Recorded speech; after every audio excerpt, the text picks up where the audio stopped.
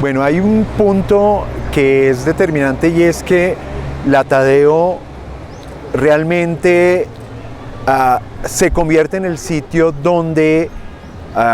no necesariamente descubro, pero sí evidencio que eso que yo quería hacer, que era trabajar con la creatividad y trabajar con el arte,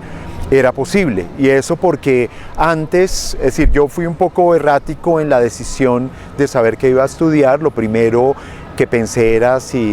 que tal vez quería ser comunicador social. Luego, digamos eso, más que haberlo probado, sencillamente lo descarté de plano. El segundo momento fue haber hecho un semestre de diseño gráfico no en este lugar, y luego dije no, el diseño de pronto me genera a mí unos escenarios de limitación que quería tratar de explorar en otro escenario. Y es ahí entonces cuando la Tadeo se atraviesa y comienzo a estudiar Bellas Artes, y es entonces el momento donde, digamos, me sentí, digamos, muy satisfecho, porque ya se conectó claramente ese deseo de explorar posibilidades de creación en un lugar que nos permitió también un equilibrio entre formas muy tradicionales de crear con también innovación. Entonces ese podemos decir que fue como ese punto de partida. Esto es claramente finales de la década de los 70. Yo me entro a la universidad en el año 78, estoy hasta el año 1982, y yo creo que uno puede ahí tener, digamos, dos escenarios. Uno es que si bien podía estar conectado con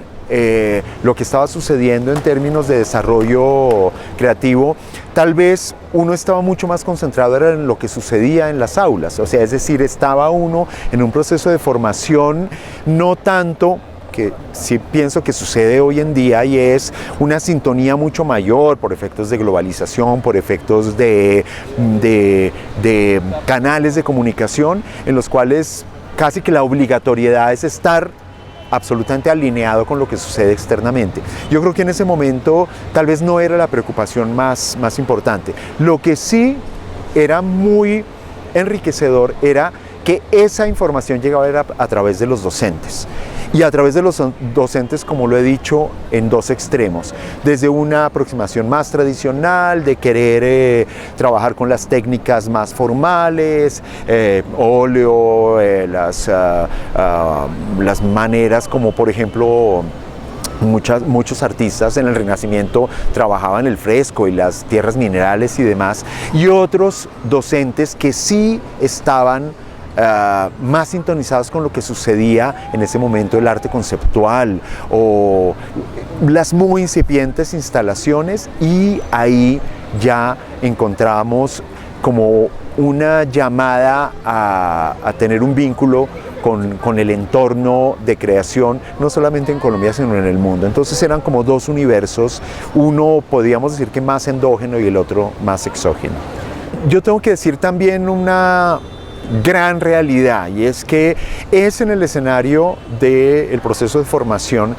que a mí se me abre una puerta cuando el Museo de Arte Moderno de Bogotá, que en ese momento dirigía Beatriz González, le abre las puertas a personas que pudieran aportar y apoyar en su tiempo, entre comillas, libre, su capacidad para fortalecer los procesos educativos de ese museo. Yo tengo que decir que es ese un punto por donde yo descubro mucho más también, o complementariamente, a lo que la universidad me estaba ofreciendo. Y es ahí donde entonces veo dos escenarios: lo que la universidad me había, digamos, entregado, lo que la universidad digamos, había señalado como un currículum, como un pensum, como una serie de temas y aspectos que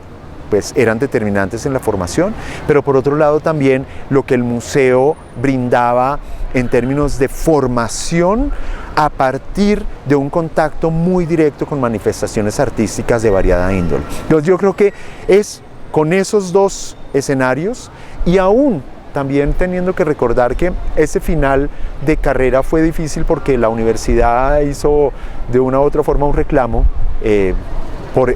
por casi una dedicación mayor que se le estaba prestando al Museo de Arte Moderno,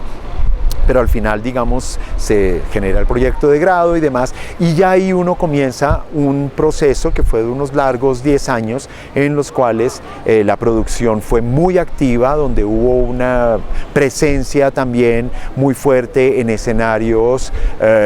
básicamente nacionales de creación, salones nacionales, la primera versión del premio Rabinovich en Medellín, el Salón Atenas, que en ese momento lo apoyaba la empresa de publicidad y que se hacía en asocio con el Museo de Arte Moderno, pero indiscutiblemente haber descubierto el universo de los museos. Y es ahí donde también, a la vuelta de unos buenos años, se renunció a la carrera de Bellas Artes para dedicarse mucho más al trabajo en los museos. Yo creo que también es bueno mirar esa llegada a ese lugar desde dos perspectivas. Una, hay gente que es carrerista y dice: yo quiero ser el director del Museo Nacional desde chiquito, yo quiero ser el presidente de la República desde chiquito, y trabaja por eso. Y otras personas que, como el caso mío, se nos han presentado las oportunidades y uno va construyendo una carrera de una manera, creo yo, bastante orgánica, de una manera donde se lee cada uno de los escenarios y las oportunidades que se nos va presentando. Y entonces llegar hoy en día a reconocer que soy, digamos, el director o la persona que genere procesos de liderazgo en esa institución, también manda un mensaje que es lo que he compartido ya en varios escenarios, y es que la especialización es importante, pero creo que es también más importante no perder de vista que una formación integral es más clave que ser experto en la oreja o en el lóbulo de la oreja izquierda y no ser experto en el lóbulo de la oreja derecha. Eso, desgraciadamente, ciertos procesos formativos, académicos, a mi juicio, le han limitado las posibilidades a muchas personas de encontrar verdaderas vocaciones o de trabajar consecuentemente. Y yo creo, y lo que leo de alguna forma de la TADE hoy en día, es cómo aún frente a los niveles de especialización con respecto a las áreas disciplinares que le ofrece, debe de una u otra forma no perder de vista que el ser humano es un ser integral, y que ese ser integral debe tratar de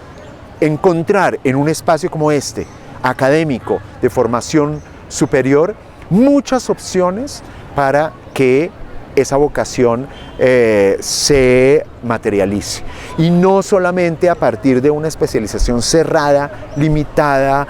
que le impide ver otros universos de desarrollo en otras áreas. Y creo que la TADE hoy en día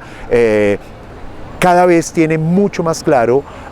y también atendiendo a la vocación y al nombre de quien le da nombre, que fue un científico, pero fue un científico que no solamente se quedó mirando o solamente plantas botánicas o especies animales, sino entendiendo el universo y su entorno en su conjunto. Es esa vocación la que no debemos perder, porque eso yo creo que le devuelve a un individuo su enorme potencial. Digamos, esa unión de esos dos frentes tiene un punto intermedio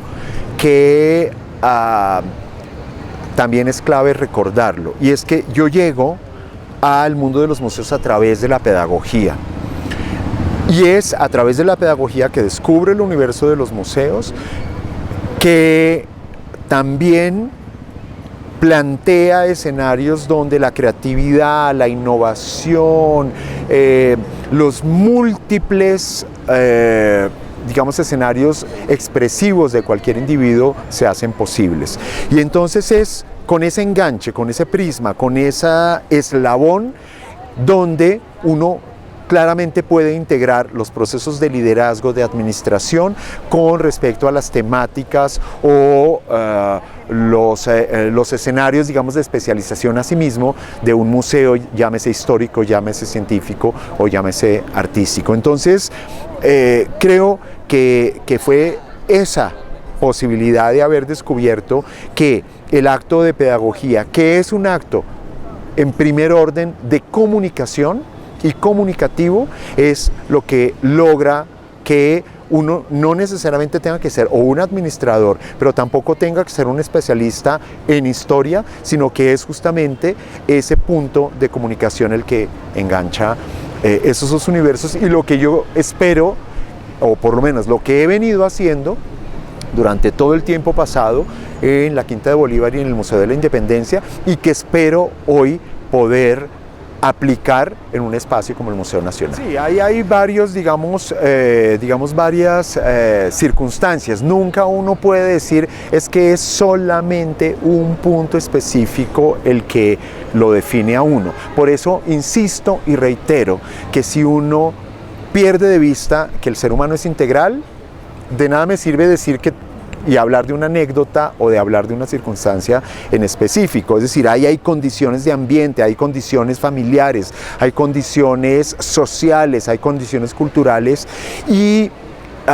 si uno le permite a una persona que observe y que explore y que indague y que experimente esa integralidad de ese entorno, eso es entonces lo que cuenta. Y yo creo que la capacidad o la posibilidad que a mí se me dio desde el ámbito familiar, pero también desde los ámbitos formativos, ya sea Tadeo, ya sea Museo de Arte Moderno, ya sea luego a partir de la producción, es que siempre fue claro que, insisto, la especialización, voy a ser un poco extremo, mata. La mirada universalista enriquece. Yo creo que de una u otra forma los retos es cómo seguimos haciendo un ejercicio, no solamente cómo comenzamos, sino cómo seguimos haciendo un ejercicio de aproximación de una institución que se lee de carácter nacional y que por eso podría correr el riesgo de ser vista como un ente distante que imparte un discurso específico y que lo único que le interesa es contar o relatar unas narraciones de nación en clave de historia, en clave de arte, eventualmente en clave científica. Creo que el gran reto es cómo eso que ya he señalado de generar canales de comunicación mucho más directos, donde el visitante, donde el ciudadano sepa que ese lugar es relevante para él porque le habla casi que en primera persona, que le hace reconocer que el patrimonio no es lo único que guarda el Museo Nacional, sino que cada uno conserva, cada uno acumula, cada uno identifica y desecha en muchos casos patrimonios particulares e individuales. Cuando uno une ese universo de lo individual con lo colectivo, ese es el gran reto que creo que el Museo Nacional debe tener siempre de presente, independientemente de las grandes renovaciones que tengamos que hacer, de los grandes proyectos que tenemos previsto, de ampliación, de expansión, etcétera. Es cómo no debemos también perder de vista esa valoración de ese ser que cruza ese umbral, y para quien el museo debe ser relevante es porque le hablamos en clave de sus propias necesidades. Muy bien, Daniel. Muchísimas gracias.